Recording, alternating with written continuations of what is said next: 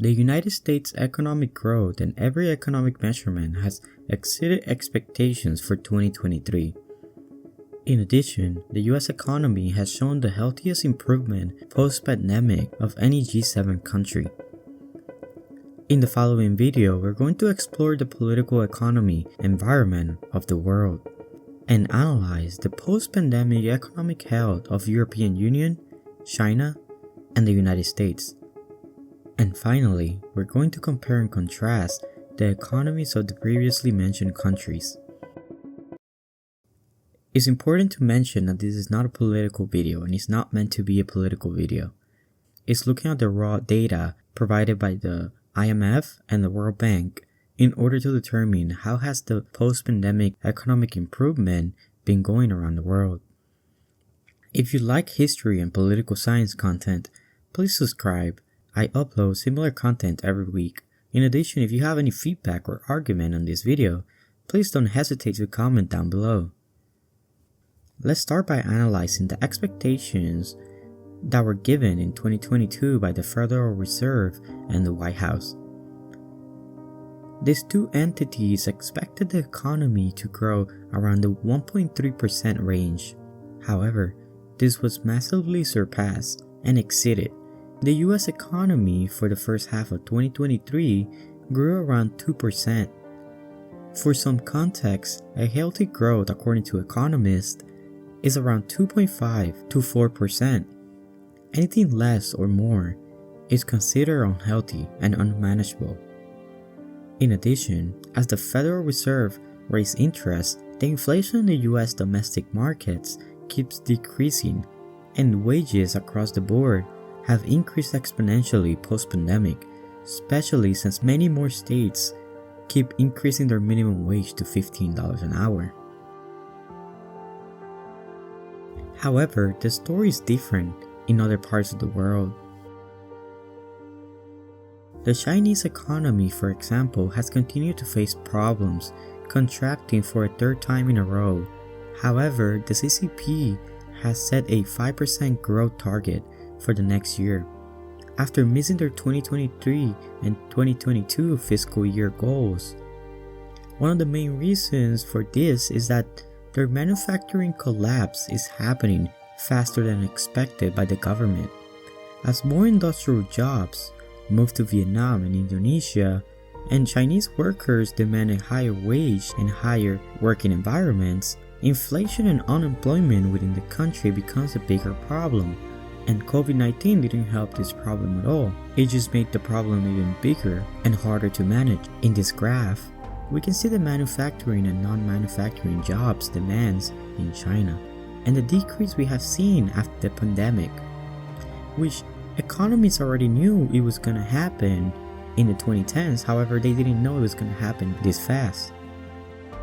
On the other hand, the European Union side of the story, while not as bad as China, is still not pretty.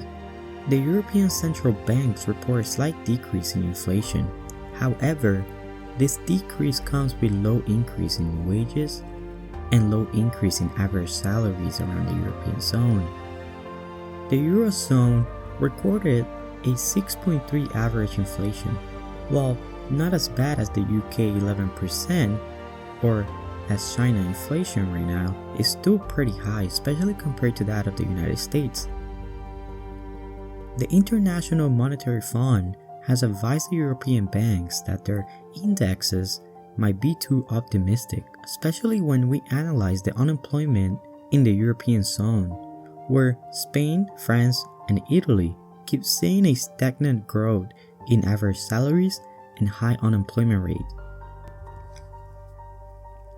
However, Germany, the economic power of Europe, is the only good story in Europe. The German economy added over 25,000 jobs in the first half of 2023, beating the 13,000 jobs expected in the country. In the Middle East, especially Saudi Arabia, unemployment rate has maintained at 8%, and economic growth, while low, is still positive. This is mainly because of their role in the world and the political and geopolitical environment as an oil supplier to the world. The story in Mexico is especially good, as manufacturing jobs from China keep going to Mexico. Ford and other car companies keep opening plants and builders in Mexico. And US foreign investment keeps increasing in the Mexican economy, making the Mexican economy expectations positive. Oil prices is one of the best economic measurements, since it's always the same product, so it allows comparisons between countries. As we can see, the story here is not good either for China and the European states, as their oil prices almost double that of the United States. This, alongside inflation, mismanagement, and lower wages than that of the United States, shows how strong the US economy and the American consumer impact on the economy truly is. The US economy has added over 12 million new jobs, 3 million of which didn't exist before the pandemic. While this is not a political video, this will only benefit the Democrats' case, as it shows the success of their Biden economics. On the other hand, the EuroZone continues to struggle with unemployment and also continues to struggle adding new jobs and increasing the economic growth of their countries, in addition to inflation in the UK, France, and Spain, reaching over 6% and in many occasions 11%. The outlook for the dollar is positive, and the United States continues to show how resilient and strong their economy is compared to that of China and the European states. However, 2024 will be a deciding year. As the full Russian invasion of Ukraine reaches 2 years, Western countries sent more supplies and F-16 to Ukraine, election year starts in the US, and oil prices continue to fluctuate around the world. Thank you for watching this political economy video on how the economy is doing around the world. If you disagree with something or feel like something wasn't mentioned in this video, please be sure to mention it in the comments. Let's start a debate down in the comments below.